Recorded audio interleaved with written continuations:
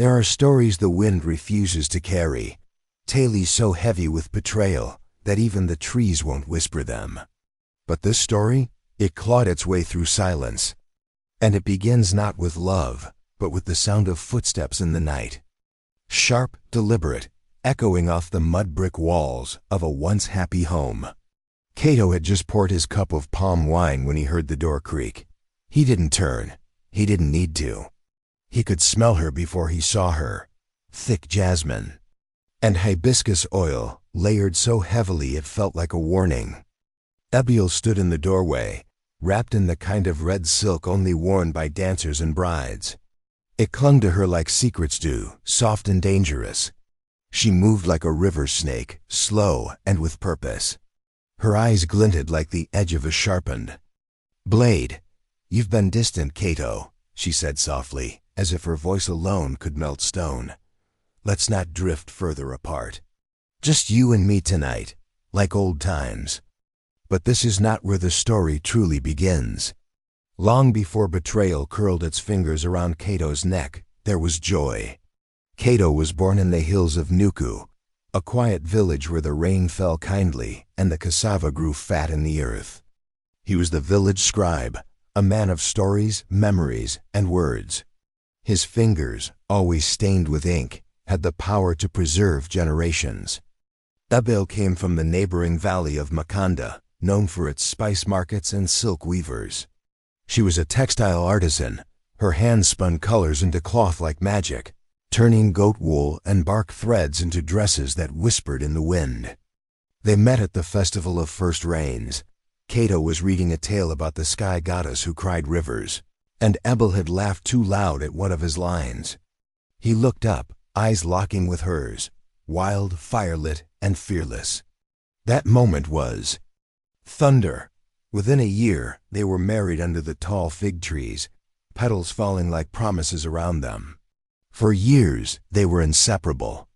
A home filled with stories and fabric, ink and dye, song and laughter.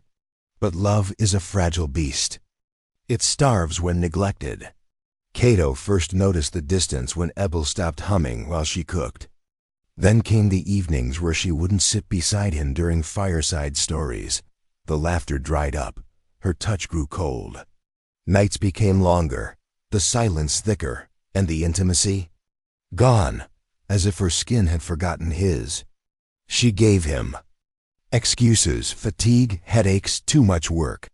And he, a fool blinded by hope, believed them, until hope began to sting like thorns. For 5 long moons, she turned her back to him at night. Then, just like that, she came to him, glowing. In red silk, lips painted like ripe berries. "You've ignored me, Kato. I miss us," she whispered, stepping close. Her fingers brushed his chest, her scent thick like overripe mango. But Kato didn't melt. He had seen enough. Her sudden hunger reeked of calculation, not passion. He gently held her wrists and stepped back. "Not tonight, Abiel." Her eyes flashed confusion, then hurt, then something darker. "Are you serious?" He nodded. "I am." She crossed her arms, defiance rising. "Is there another woman?" "No," Kato said, locking eyes with her. "But maybe there's another man for you." Her face froze. Her lips parted but no words came. Only silence. Kato turned away, pulling his shawl over his shoulders. He stepped into the night, leaving her standing in red and rage. That night, Kato lay on the bamboo mat in the sitting room, the stars blinking above through the thatched roof. The wind howled as if it, too, had things to say. He stared at the ceiling, mind racing. He wasn't imagining things. He had seen the signs, the missed messages on her drum communicator, the hurried calls when she thought he wasn't listening, the sudden changes in how she dressed, spoke, even breathed. He remembered the day he followed her, just once, quietly through the back market trail. She met Juma. Kato saw them, walking close, laughing in that deep way only lovers do. Then entering the healer's hut together. Weeks later, he found the cologne tucked into her basket, a rare blend made from unguli bark and lion grass. The same scent Juma wore every day at the Weaving Guild. The final blow came from her forgotten satchel, love notes, folded neatly, tied with blue thread, each one soaked in betrayal. Abel was not just lying. She was planning something. Something cruel. The next evening she suggested dinner. "Let's go to Binta's. We haven't in so long," she said, her voice sugar-coated. Kato agreed. He already knew this was no dinner. It was a stage. Binta's was quiet, lit by lanterns hanging from calabash shells. Couples dined under the stars, and soft flute music floated on the air like perfume. Ebel wore a yellow wrap that hugged her hips. She smiled too wide, too. "Easy. Maybe we can paint the guest room ochre," she chirped. "Oh, and I was thinking of visiting Aunt Salama in Oyor next weekend. She's been asking about you." Kato sipped his pepper soup slowly. "Sounds lovely," he said flatly. Then the food arrived: stewed goat, sweet plantain slices, and fermented cassava bread. He leaned in. "How long has it been between you and Juma?" Her spoon stopped midway. "What?" Her voice was paper-thin. "You heard me." The silence was so loud the nearby Griot skipped a note on his drum. Even the waiter paused mid-step. Ebel narrowed her eyes. "You're mad, Kato." He reached into his side pouch and pulled out the carved slate. One by one, he laid them on the table, images burned into bark paper. Ebel and Juma walking into the healer's hut. A note signed with a drawn heart. A receipt for perfume. She stared. "You lied," he said, calm as still water. "You betrayed me, and worse, you tried to seed another man's child into my name." Her mouth opened, then shut. Her hands trembled. Without raising his voice, Kato stood. "I will not let you finish this lie in front of me." And he left. Ebel remained behind, breathless, surrounded by untouched food and whispers. The wind outside was cold, but for the first time in moons, Kato didn't shiver. He walked home with the slow steps of a man reclaiming something, not victory, but clarity. At home, he didn't light a lantern. He poured himself another cup of wine and sat at the wooden table in silence. He reached for his writing slate. It was time to plan. Because Ebel thought dinner was the climax, that her stunned silence end. Crocodile tears would buy her time to weave a new tale. But she didn't know the truth. Dinner was only the beginning. 2 hours after the confrontation at Binta's place, the quiet in Kato's hut was broken by the sharp, arrogant click of heels on polished wood. Abel had returned, not like a repentant wife, but like a queen marching into her court, pretending. The war had not just begun.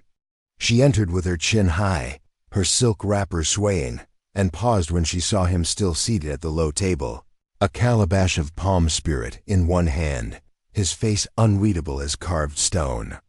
Her sandals struck the wood again as she crossed the room. She dropped her purse onto the counter with a loud thud, a sound full of challenge. "You walked out on me," she said, her voice cutting like a sharpened machete. "In public, Kato. That was humiliating." He didn't flinch. He sipped slowly. "Good," he said without looking up. "Get used to it." Her jaw tightened.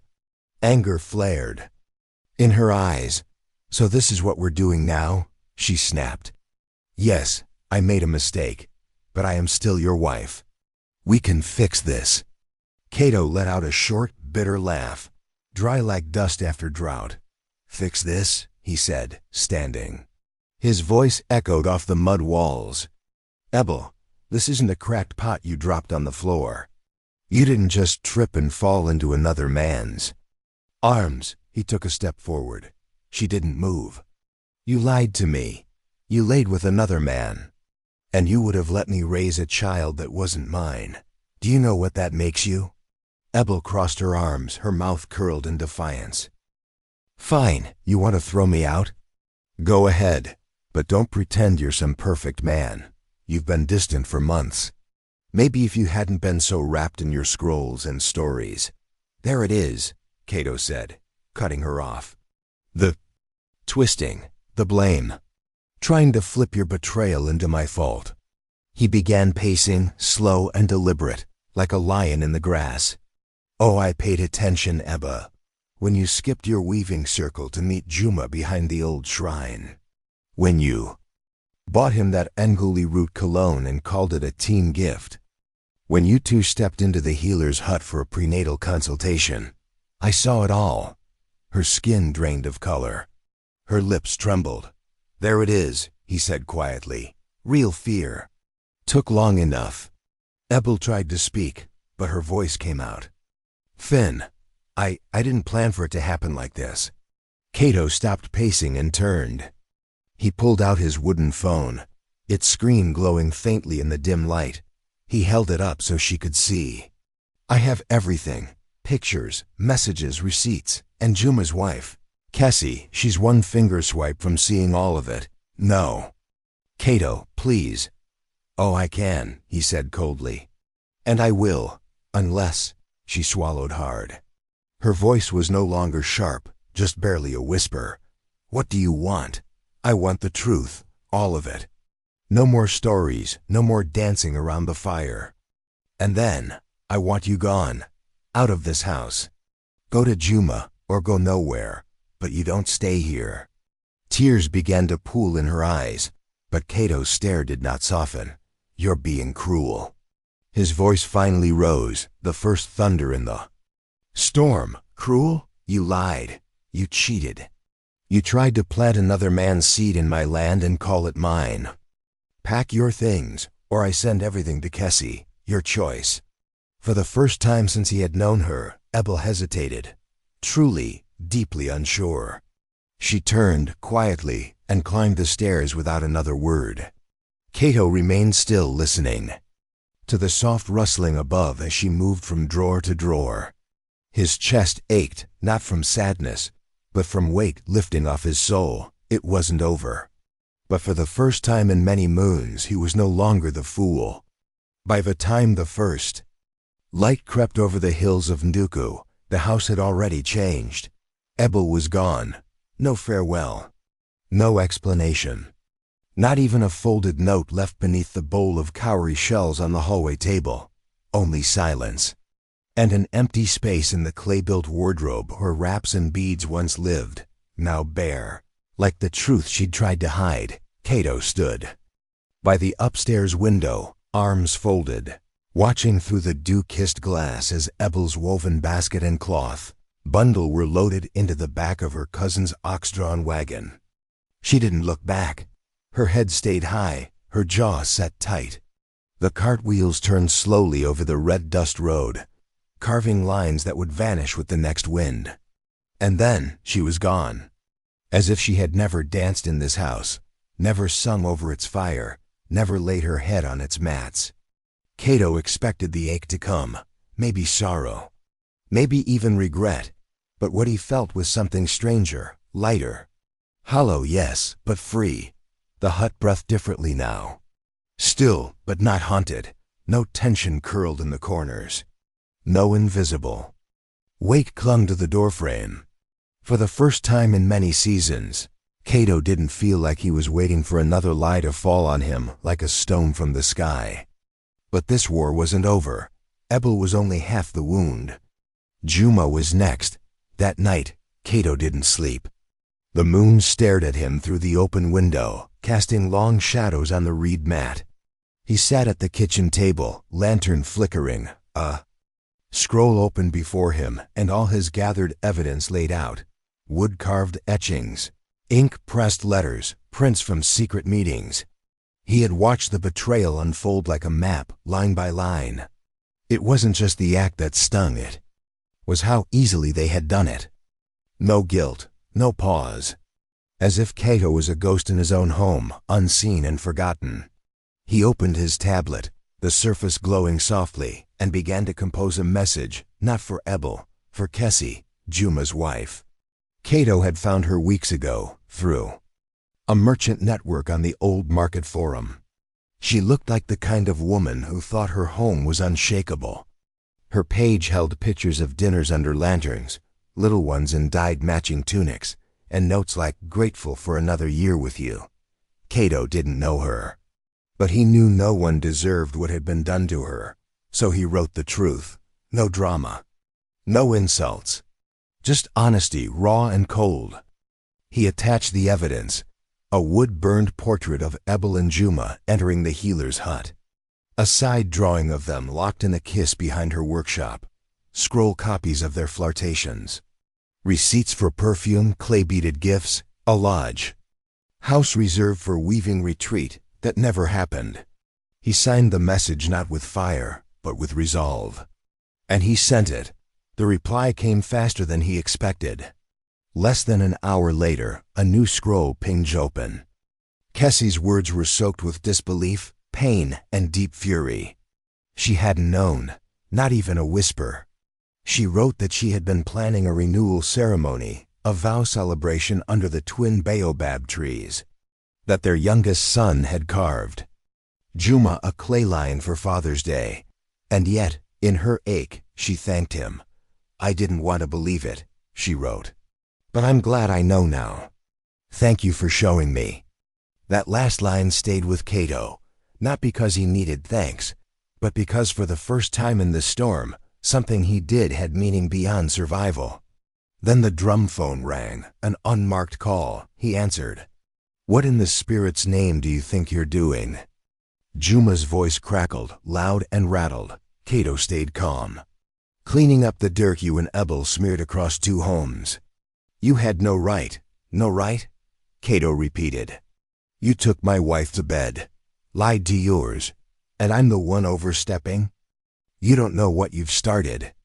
"I know exactly what I'm starting," Kato said, voice like cooled iron. "And I know how it ends." A pause. Kato could hear the panic in Juma's breathing. Quick, shallow. "Let me make this clear," Kato continued. "If you or Ebel ever reach out again, if you so much as think of twisting this, I will go public. I will carve your name into shame. So deep, no griot will sing it. You're a real piece of work. No, Juma, that's you. I'm just the man who finally opened his eyes." He hung up. That night, Kato sat on the back stool with a calabash of wine in hand. The stars blinked, crickets sang. The hydrangea vines curled up the fence again, blooming where they hadn't in years. He didn't feel triumphant. He felt clean. The betrayal no longer hung around Kato's shoulders like a wet cloth, even though the memory of Ebel's deception still lingered, like the distant scent of burnt wood after the fire's gone. Out, it didn't weigh him down anymore. For the first time in many seasons, Kato began to walk in his own skin again. He woke before sunrise, tied his sandals, and ran along the narrow path that traced the ridge above the river. The morning air was sharp and clean, filling his lungs with something he hadn't felt in years: freedom. The silence of the house, once suffocating, now felt sacred. He picked up his carved ingoma, the drum he used to play before marriage, turned into a battlefield, and tapped out rhythms he had long forgotten. His fingers stumbled at first, awkward and unsure, but then the beats flowed like they remembered the old songs. One afternoon, he dusted off his long-forgotten stringed lyre, strummed it with trembling fingers, and soon found the melody that had once made the village children dance. His spirit remembered what his heart had buried. He even sent word to old friends, brothers from his days at the scribe school in Otema, those who had quietly distanced themselves, unsure how to help him during Ibel's slow descent into shadows. They came with open arms and listening ears, and not once did they say, "We told you so." They simply said, "You're back." Ebel's betrayal left a scar. That was true. But like the keloid from a warrior's wound, it marked survival, not defeat. One afternoon, while sorting old scrolls and ink vials in his study, Kato came across a faded etching. It was a charcoal drawing of him and Ebel from early in their marriage, her laughing with her head tilted back, his hand on her waist, both of them wrapped in something that had once felt like truth, He stared at it for a long time. Then, without ceremony, he tossed it into the fire pit. That chapter had ended. That man in the picture? He no longer existed. From whispers around the market square, Kato learned what became of them, Ebel and Juma. They didn't last. Whatever flame they thought they had kindled fizzled under the weight of guilt and exposed lies. Ebel moved far south to a town no one could quite place. And Juma? His name no longer echoed in the weaving halls.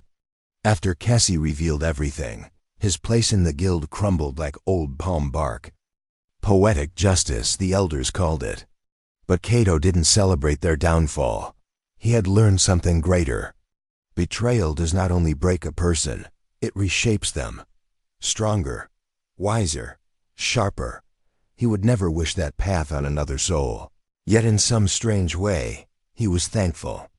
Thankful for the clarity, for the pain that stripped the rot, for the fire that revealed the gold buried beneath the ash. To anyone who might be hearing his tale under a moonlit night, or reading his words on dried parchment in the stillness of heartbreak, Kato had this to say: don't beg someone to see your worth. Don't sit in the fire hoping the one who lit the match will bring you water. Rise, let those who twist your love drown in their own lies, and stand tall as they collapse, under the ruins of their own making. Healing wasn't simple. Nights were still long. Memories still cut deep. But with each sunrise, Kato felt steadier, lighter. He began to love the silence, not the cold silence of lies, but the kind that brings peace. No secrets curling under the door. No rehearsed stories or fake apologies. Just quiet honesty. People began returning to his life. Friends. Even the children who missed his old stories.